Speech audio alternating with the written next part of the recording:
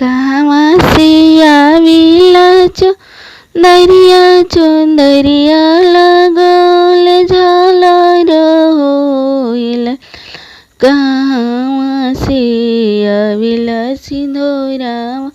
सिंदूरवा भरल सिंदूर ललना।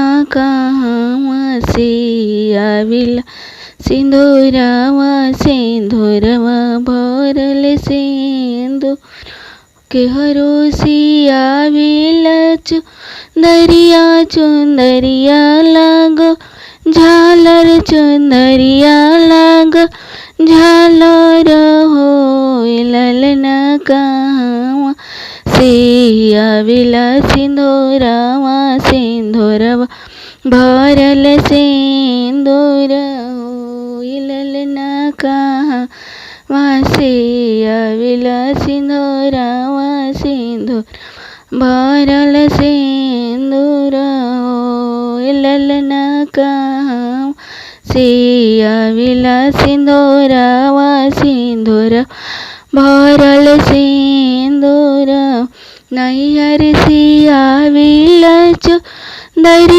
चुंदरिया लागल झालर होइल। ललना ससुर से आविला सिंदूरवा भरल सिंदूर होइल। ललना ससुर से आविला सिंदूरवा भरल सिंदूर नैहर से आविला चुंदरिया लागल झालर होइल। ललना ससुर से आविला सिंदूरवा भरल सिंदूर के कर जनम मिलन बबुआ तक ई आंगनवा झूमे होइल। ललना चारूरे बाजिला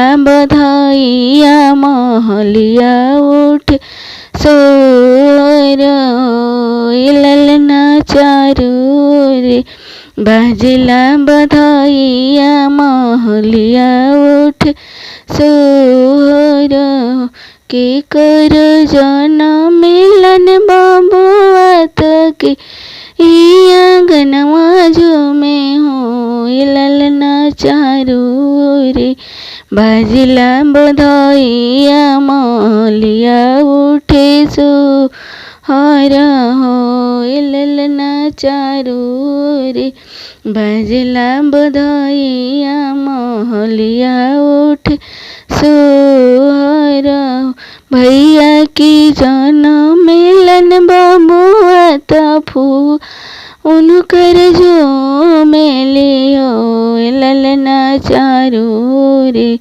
बाजिला बधाइया महलिया उठे सोहर होइल। ललना चारूरे बाजिला बधाइया महलिया उठे सोहर भैया की जनम मिलन बबुआ तफुआ उनकर झूमेले होइल। ललना चारूरे बाजिला बधाइया महलिया उठे सोहर होइल। ललना चारूरे बाजिला बधाइया महलिया उठे सोहर।